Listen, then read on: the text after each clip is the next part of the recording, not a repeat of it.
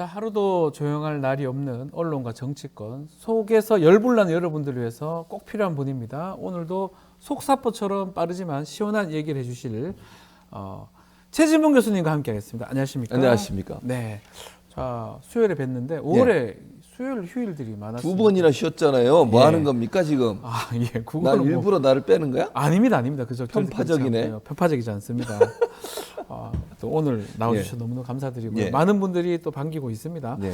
자, 본격적인 이야기 나누기 전에 지난 한 주 동안 어떤 정치 이슈가 가장 인상에 남으셨습니까? 어제 일이죠. 최상병 특검을 그렇죠. 예. 참 거부권을 또 행사해요? 무슨 거부권 정권이에요? 10번째 아닙니까? 10번째? 10번째입니다. 뭔 거부권을 이렇게 마음대로 막 그러니까 물론 법에 보장돼 있긴 하지만 최소한의 절제되게 행사를 해야 되는 거예요. 거부권이라고 하는 건 삼권 분리 이 삼권 분리 맨날 얘기하던데요.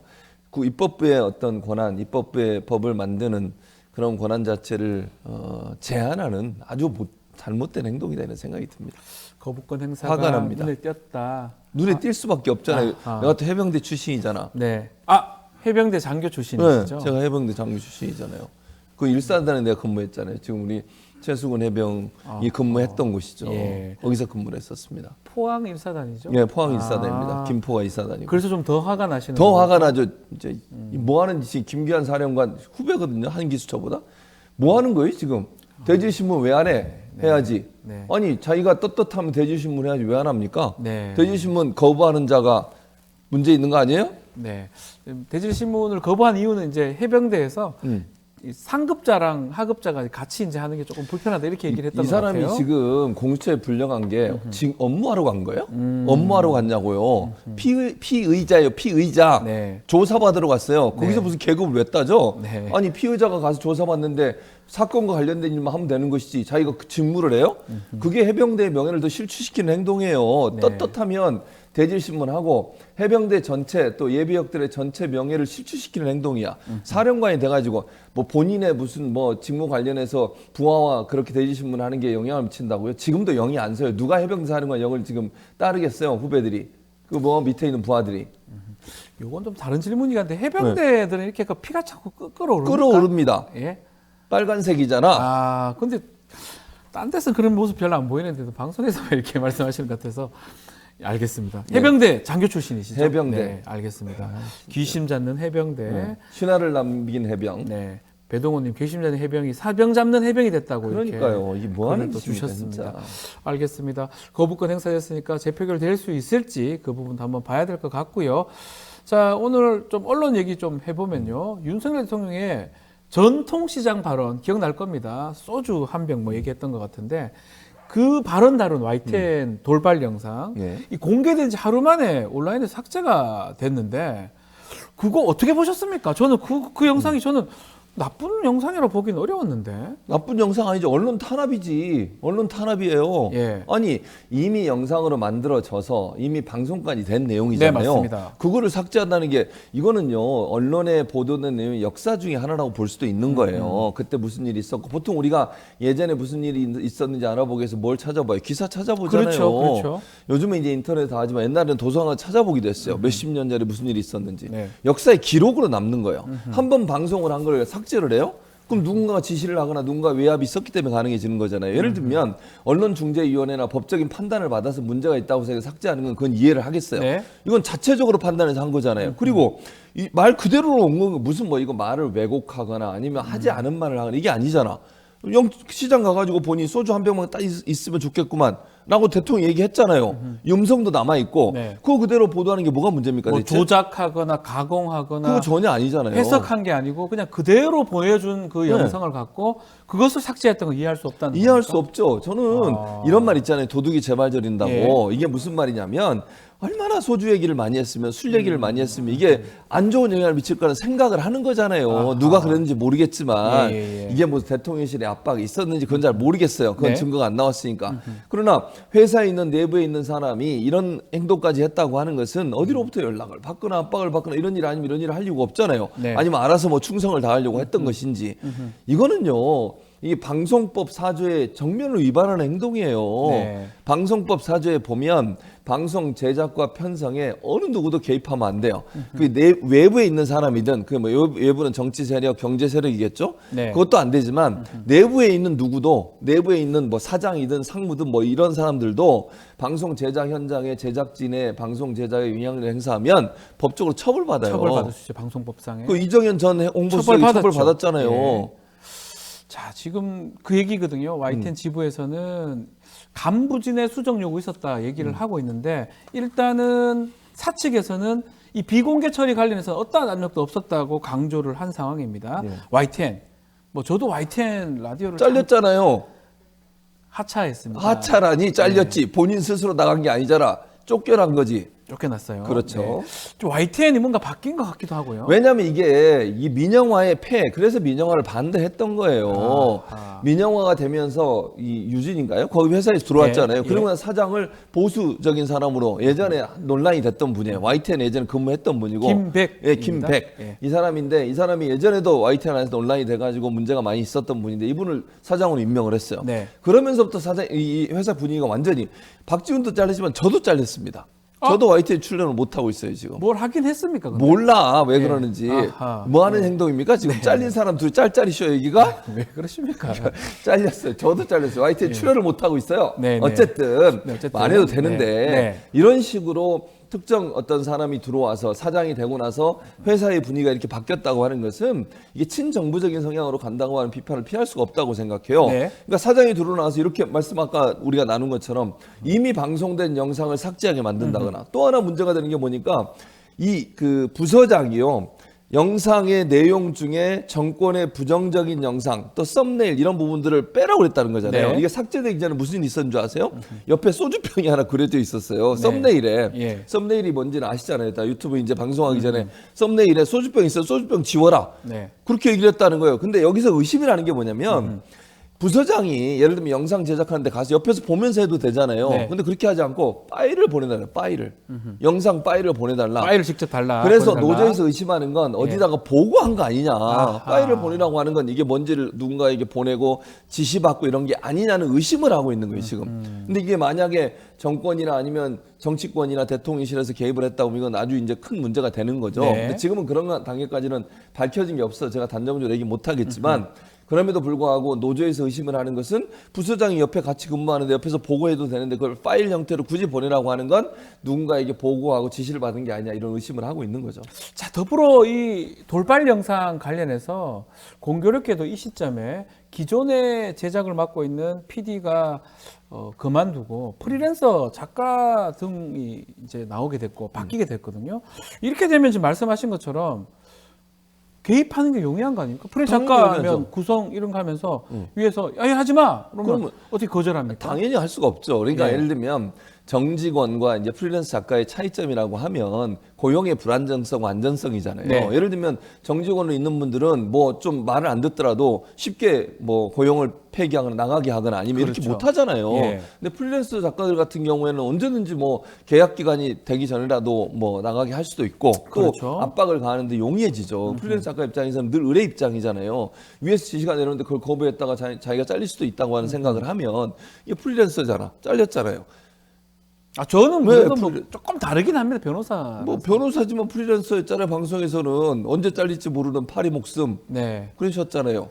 본인도 박지원 변호사. 파리 목숨 아닙니까? 그래서 잘렸잖아. 예, 그렇습니다. 어쨌든 프리랜서 작가에게 이런 일을 맡긴다고 하는 것은 결국은 본인들이 좀 더 컨트롤하기 용이한 상황을 만들겠다는 의지가 네. 보이는 상황이라는 생각이 듭니다. 자, 그러다 보니까 이번 주 좀 초에는 YTN의 눈물겨운 충성 경쟁이라는 보도가 나왔는데요. 그 내용을 좀 보니까 지금 말했던 김백 사장이 취임을 했습니다. 그 이후에 김건희 여사에 대한 불리한 뉴스 이런 것들이 사라진다 이러면서 YTN의 눈물겨운 충성 경쟁 이 얘기를 하는데 YTN 지부 성명도 있었네요. 네, 그렇습니다. 노조죠. 네.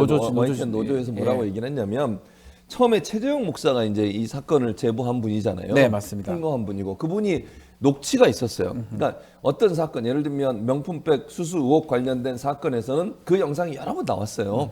뭐 김건희 여사가 얘기하는 영상, 최재형 목사의 녹취, 그때 이런 일이 있었다. 이게 보도가 된 내용이에요. 근데 이거를 한 번 나갔대요. 보도하면서 이제 뭐 예를 들면 최재형 목사 이런 얘기를 했다 그러면 녹취가 나가서 구성이 돼서 나갔는데 이거를 나중에 편집을 한 거예요. 또 녹취 내용을 이미 나간 거를 한 번 나간 거를 그러니까 누군가 보고 문제를 제기했겠지. 예컨대 추측컨대 한 번 나간 내용을 누군가 보고 이게 뭐냐 이런 얘기 나가면 되냐. 그럼 그 다음부터는 녹취 내용 구성이 빠졌는데 김건희 여사라는 말이 빠졌다는 거예요. 또 하나 김건희 여사 관련된 영상 있잖아요. 이건 여기뿐만 아니에요. 여러 군데서 많이 나왔습니다. YTN뿐만 아니라. 근데 YTN에서 노조의 주장에 따르면 명품백 수수 영상에 대해 사용 불가 지시가 내려졌대요. 쓰지 말라 그랬대. 그걸 왜 쓰지 말라고 하죠? 그러니까 가려주고 싶은 거죠. 그게 나왔을 때 김건희 여사는 대통령에게 안 좋은 영향을 미칠까봐 일부러 그랬다고밖에 볼 수 없는 거 아닙니까? 근데 방송사가 이따위로 죄송합니다. 이런 식으로 하려면 방송을 왜 하는 거야 대체? 방송이고 저널리즘이고 언론이라면 이게 지금 조작하거나 만들어낸 게 아니라면 있는 그대로 보도하는 게 문제가 없는 거잖아요. 전혀 문제가 없죠. 오히려 뭐 만약에 그게 필요하다면 또 김건희 여사의 뭐 다른 부분을 보도하라고 하면 되는데 있던 거를 뺀다는 것 자체는 좀 문제가 있다라는 거예요. 당연히 문제가 있죠. 이건 언론 탄압이에요. 그러니까 제작진들이 기자들이 열심히 취재해가지고 문제가 있는 부분을 밝혀내서 정권에 대한 견제, 비판을 하는 게 언론의 역할인데 그 역할 자체를 완전히 포기하겠다는 게 선언이에요. 선언. YTN이. 그럼 왜 하는 거야 방송을? 홍보수단이에요? 홍보실이야? 대통령 홍보실이냐고. YTN 나갈 생각 없으십니까? 없는 건 아닌데 연락 안 하잖아요. 연락 안 하십니까? 자, 똑같은 행보, 비슷한 행보하고 있는 곳이 또 KBS입니다. KBS는 또 더 이전에 뭐 사장이나 이렇게 바뀌었던 상황인데 KBS 라디오 전격 시사 진행자로 지금 고성국 시사평론가 발탁이 됐습니다. 고성국 씨 잘 아시잖아요. 뭐 몇 번 했죠 방송을. 예전에 이제 문제로 한 10여 년 전에 방송하다가 하차된 인물인데 이거 어떻게 봐야 됩니까? 이렇게 새롭게 발탁된 진짜 부분. 이게 이분이 유튜브에 했던 발언을 보면요 도저히 공영방송의 진행자로서 적합하지 않은 사람이에요. 이런 사람을 진행자로 안 칩니까? 아니 그렇게 출연시키고 싶으면 보수 패널로 나오면 되잖아요. 패널로 나오면 양측이 있으니까 진보 보수가 함께 얘기하고 이러면 서로 의견이 다르면 충돌하고 있어. 진행자는 그러면 안 되는 거 아니에요? 박지훈 변호사처럼 진행하면서 물에 물 탄 듯 술에 술 탄 듯 이렇게 하면 되잖아. 중립 지키면서. 중립은 지켜야죠. 지켜야죠. 그러니까 진행자는 당연히 지켜야 되잖아요. 그런데 고성국 씨가 과연 그런 진행을 할 수 있는 분이냐는 거예요. 내 말은. 유튜브에서 했던 걸 보면 그런 가능성이 저는 없다고 생각해요. 그래서 이분이 예전에도요. 2013년에 친박 성향이라고 PD들이 반발해서 MC로 내정이 됐다가 못했어요. 그것뿐만 아니라 2012년 대선 당시에도 박근혜 후보의 편향된 시각을 갖고 있어가지고 다른 방송사에서 이 사람을 어떻게 이제 앉히려고 했는데 안 됐거든요. 근데 KBS는 덜컥하니 앉혀놨어 지금. 이게 말이 됩니까? 박진영 시사제작국장인가요? 박진영. 아주 날카롭고 뭘 날카로워 깊게 분석을 해온 인물이다. 깊게 분석 같은 소리 하고 있는데 뭘 깊게 분석을 하는데요? 깊게 분석을 편향적으로 하지. 편향적으로. 아니 고성국 TV 가서 한번 보세요. 어떤 분인지 이분이. 특히 웃긴 게 뭔지 아세요? 보통 이제 이명박 전 대통령 여권 인사에 대해서는 꼬박꼬박 대통령 의원 이런 직함을 불러요. 그리고 이재명 대표는 지금 민주당 대표잖아요. 그렇죠. 그럼 최소한 A를 갖춰서 이재명 대표 이렇게 불러야 되는 거 아닙니까? 이재명이, 문재인이 이렇게 불러요. 이게 호칭부터가 편파적이야. 호칭부터가 편파적이다. 그런데 무슨 공정하게 진행을 하겠어요, 이 사람이. 이런 사람을 어떻게 진행자로 안 치냐고요. 지금 뭐 예전에 한번 우리 다룬 적이 있긴 합니다. 이렇게 진행자 발탁이 눈길을 끄는 이유가 MBC 스트레이트인가요? 거기서 방영됐던 우파 중심으로 KBS를 장악하라. 이 문건, 이 대비 문건이 공개가 됐던 적이 있는데 이 문건과 현재 KBS 상황 똑같은 거의 비슷해요. 그러니까 원래 우파 사장을 안 치고 그 다음에 사과할 계획이 있었어요. 그 시나리오에 보면 사과했잖아요. 사장 되자마자 지금 그 문화일보 출신 그분이죠. 이름도 이제 생각이 안 나네. 그 사람도 한자 아닌가 성이? 박민입니다. 박민. 요즘 한자 이름을 좋아하시나 봐. 김백, 박민. 이분 최봉으로 바꾸십시오. 최봉. 최진으로 하면 어떨까? 최진은 있어요. 그래요? 알겠습니다. 어쨌든 이런 식으로 그러니까 시나리오에 보면 사장을 우파 진영으로 바꾸고 그리고 나서 사과하고 그대로 했어요. 기억나시죠? 9시 뉴스 KBS 9시에 사과했잖아요. 진행됐습니다. 예. 그리고 나서 우파 진행자를 많이 집어넣고 지금 보세요. KBS 고성국 YTN의 박지훈 변호사가 진행했던 그 프로그램에 배승희 변호사. 이분들이 예. 다 우파의 유튜브에서 가장 많이 보는 어떤 우파 채널 중에 하나예요. 두 네. 사람이 다. 네. 이런 사람들 다 꽂아가지고 이분들이 그렇게 예를 이 두 사람이 그렇게 인기가 많은 이유가 뭐겠어요? 엄청나게 뭐 과격하게 얘기하거든요. 발언하는 내용이나 이런 걸 보면 네. 진보 진영이나 아니면 이재명 대표나 이런 분들에게 막 엄청나게 막 공격을 해대요. 그리고 윤석열 대통령이나 친정부적 성향을 엄청나게 보여주고 대놓고 네. 그러니까 가서 앉아서 진행을 하게 하는 거잖아. 근데 이런 사람들이 진행을 하면 어떻게 그 프로그램이 공정하게 되겠어요? 그러니까 KBS 장악 문건이라고 소위 얘기하는 그 문건의 내용과 지금의 상황이 거의 비슷하게 가고 있다. 그거는 정말 실행하려고 했던 거 아닌가 이런 생각이 든다는 거죠. 그 고성국 그 박사가 자신 유튜브 채널에서 전격 시사 맡게 됐다 얘기를 하면서 그런 비슷한 얘기를 했습니다. 그 뭐 다른 출연자 얘기한 건 맞는데 드디어 자유우파가 KBS에 진출하게 됐다. 원래 사실 이거 우리 거였다. 이렇게 화내시는 아니 공영방송이 당신 거요? 아니 이게 말이 됩니까 지금? 공영방송 국민의 방송이에요. 늘 네. 얘기하자는 KBS 뭐라 그래? 국민의 방송. 뭔 국민의 방송이야 정성을 지금? 다하는 국민의 방송. 예. 정석을 다하기는 누구를 위해 정석을 하는 거야 지금? 국민을 위해서 하는 거예요 지금? 네. 근데 우리 거였다는 게 말이 됩니까? 아니 우파 나 진짜 어처구니가 없네. 네. 방송국이 본인들 거예요? 우파 거예요 그러면? 아니 보수 겁니까 방송국이? 공영방송은요 모든 국민의 소유고요. 모든 국민의 의견을 대변하는 게 방송의 역할입니다.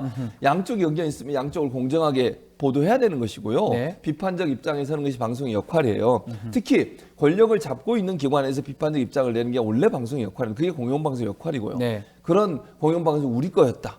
우리 거니까 우리가 다시 접수해야 된다. 이런 식의 생각과 사고방식을 갖고 있는 사람이 예컨대 무슨 방송을 진행을 한다고요?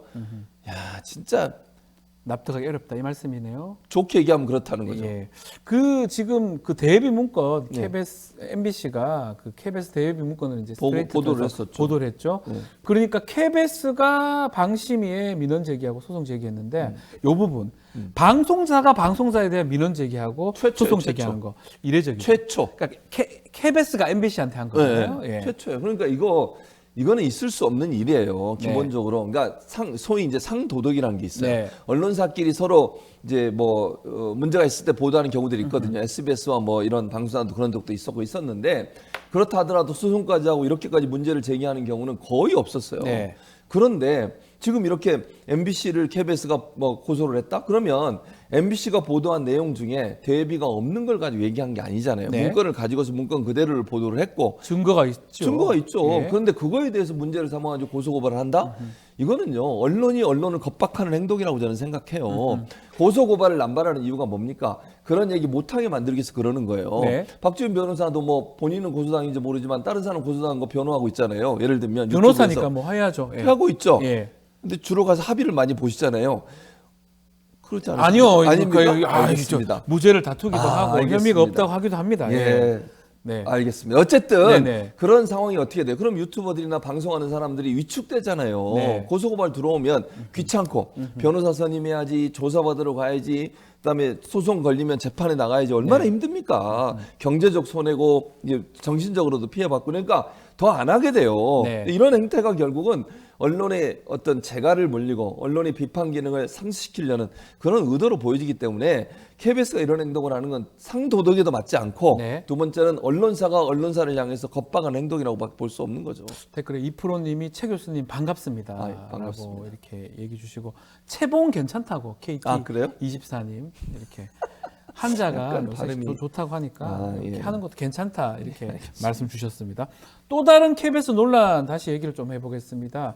역사저널 그날 아주 재밌는 또 제가 좋아했던 프로인데 예. MC 기용을 두고 논란이 있었는데요. 어떤 내용입니까 이거는? 어떤 내용이냐면 네. MC를 이제 교체하려고 했던 것 같아요. 그래서 이미 제작진들이 누구로 할 건지를 결정했는데 그분이 누구냐 한가인 씨예요. 유명한 배우죠. 그 배우시죠. 예.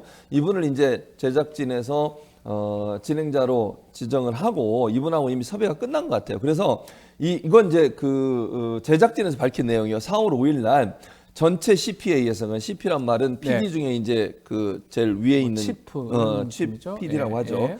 담당 CP가 한가인 씨를 MC로 섭외 완료했다고 보고를 했대요, 본부장에게. 네. 그랬더니 본부장이 뭐라 그랬냐? 모두 섭외 잘했다고 얘기했다는 거예요. 아하. 그런데 3일 뒤 4월 8일 날 본부장이 다시 생각해 보니까 조수빈 전 아나운서를 MC로 해야 될 것 같다. 이렇게 얘기를 했다는 거예요. 조수빈 아나운서를 갑자기.